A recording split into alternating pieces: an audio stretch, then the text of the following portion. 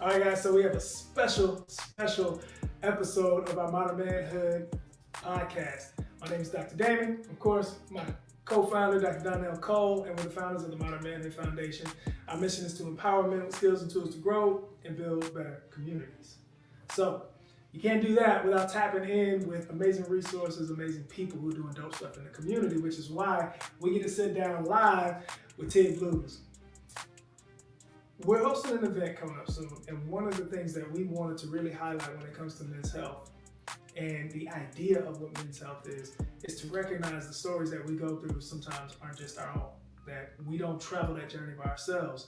And not only are other people going through their own struggles and their stresses and their triumphs, but they're talking about it, they're sharing about it, and sometimes their passion is creating something beautiful in the midst of it.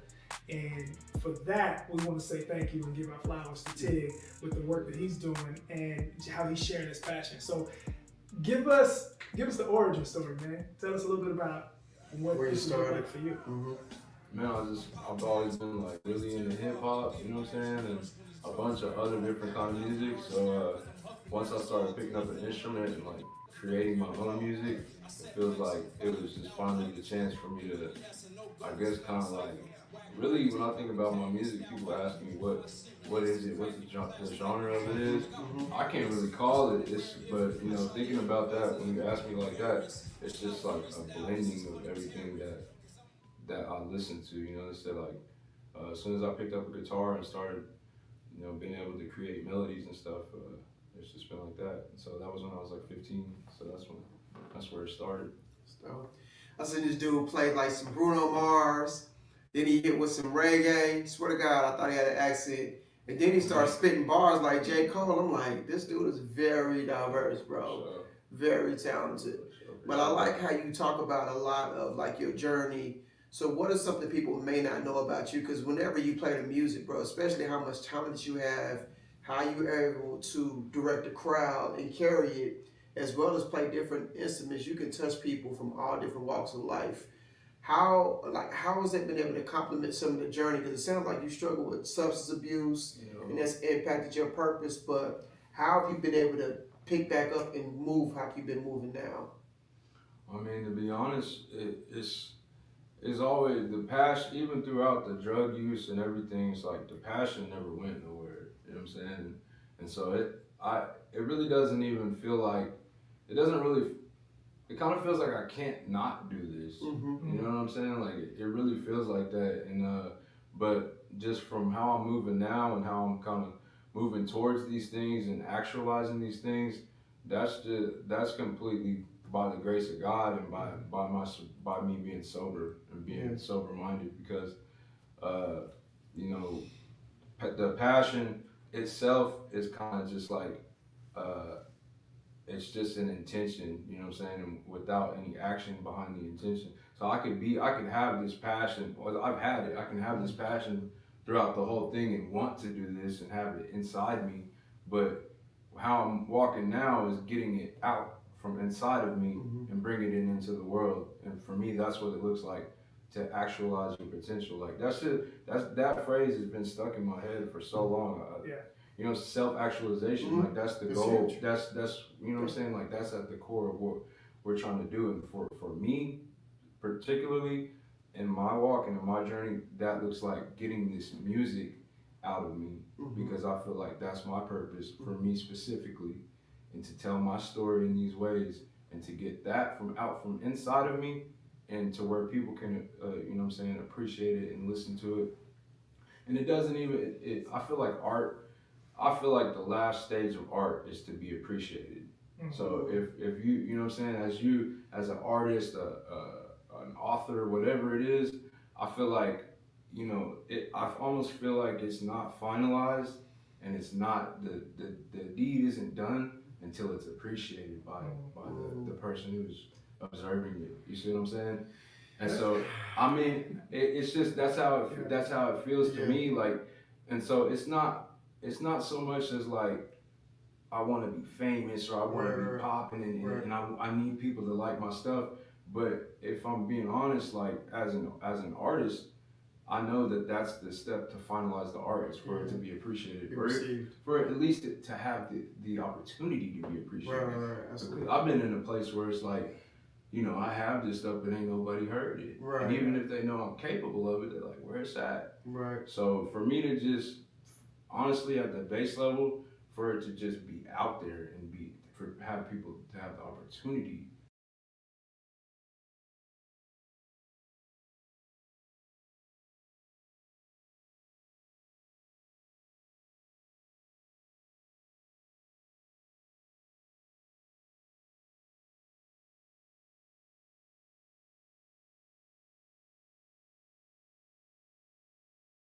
Idea, he felt like it was like a nag, like a thorn in his side.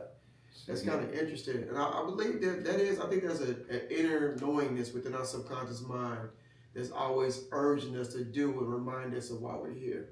See what that ties into purpose, self-actualization. Yeah, I'm glad absolutely. you mentioned that because like I was just talking to the homie Fred, like that's what I mean when I say plagued by potential. Yeah. So when you have potential, people used to say that to me all the time, bro. Like, oh, you got potential, and it was like a compliment. It was like, you know what I'm saying? They were complimenting me. Mm-hmm. But after so long of having potential, that's not a compliment no more. Mm-hmm. That's something that's why I call it you're plagued by Right. potential. So after so long, when you have potential, but you haven't actualized it, Right. that means that you ain't doing something. Right. You see what I'm saying? So what you was talking about, You Albert never- Einstein.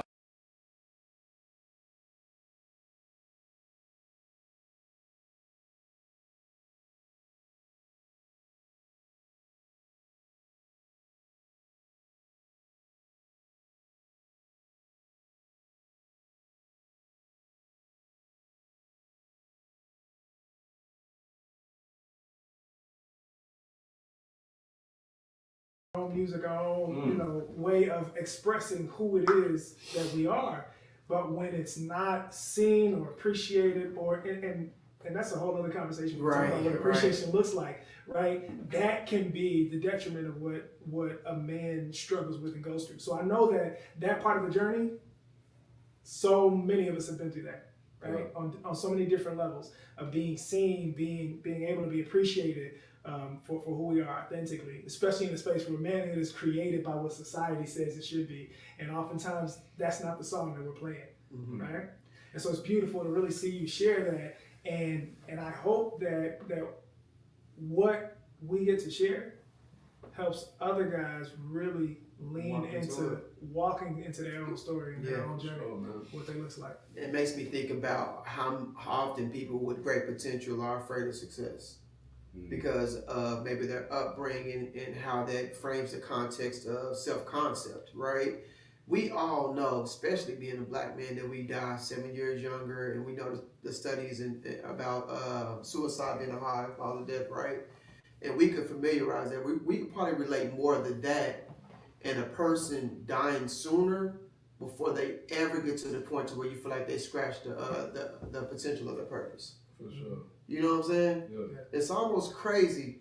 I think about, like, my personal belief is that I feel like God created us because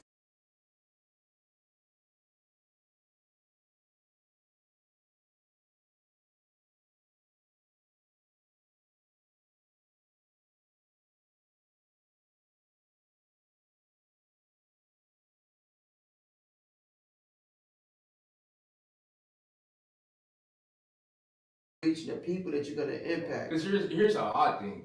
If I run into a brick wall or I get some type of awakening or something happens or something, I'm going at something and then it don't happen, like, I guess some people will say I ran into a brick wall, it's over with. But I think, like, I start thinking about variables. Like, I ran into the brick wall, but if I did it and I changed this,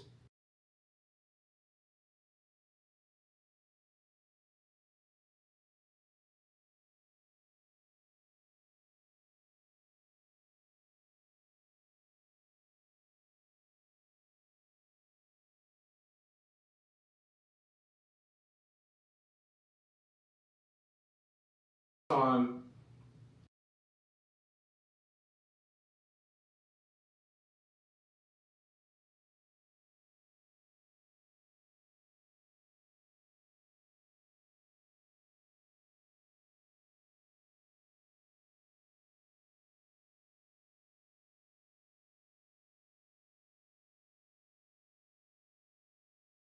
first time was back in the day when we was playing at IAO and doing them shows with Chris and them.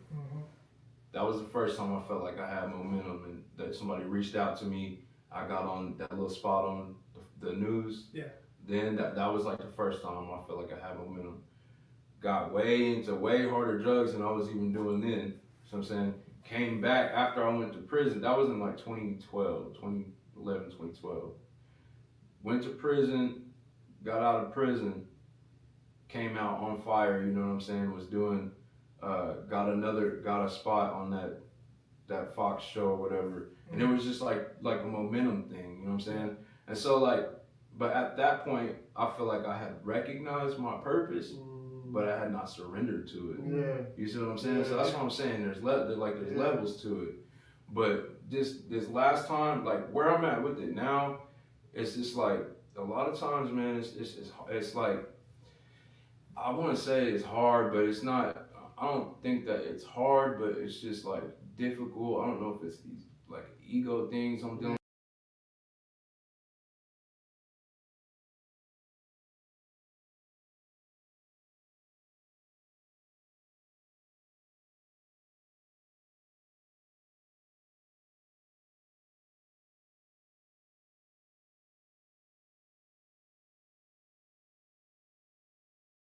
I gotta like really just spam this thing and do it, and I'll be like, damn, I don't know if I'm willing to do that. I don't know if I want to do that. And then I keep people like I'll talk to people and they be like, this is how it is now, bro. They ain't selling CDs out the trunk. No more. It's a different game now. And so I'm feeling like I'm just like, bro, like if this is what I'm gonna have to do, I gotta like walk myself through it to buckle down and say, bro, if this is what I have to do in order for the bottom baseline to walk in my purpose, that's what I gotta do, and I have to push through that, and it's not comfortable. Yeah. It's not comfortable at all. And a lot of times I feel like, I don't know if imposter syndrome is the right thing, because I think that's associated with like feeling like you're not worthy of the success that you're experiencing. So I don't necessarily feel like I'm experiencing success with it, but I'll listen to a few things. This is a great point for the men's health thing too, by the way. Oh yeah. The imposter syndrome. Oh yeah, that's what we're talking about all of it. Yeah. That, like, I feel like I was listening to this woman talk, man, I forget her name, but she put the scriptures in with it and everything, and she was talking about how sometimes if you're already doing what you're aiming to do, then you're qualified to do that. You'll keep telling yourself that you're not prepared enough, that you don't deserve this and all that, but if you're already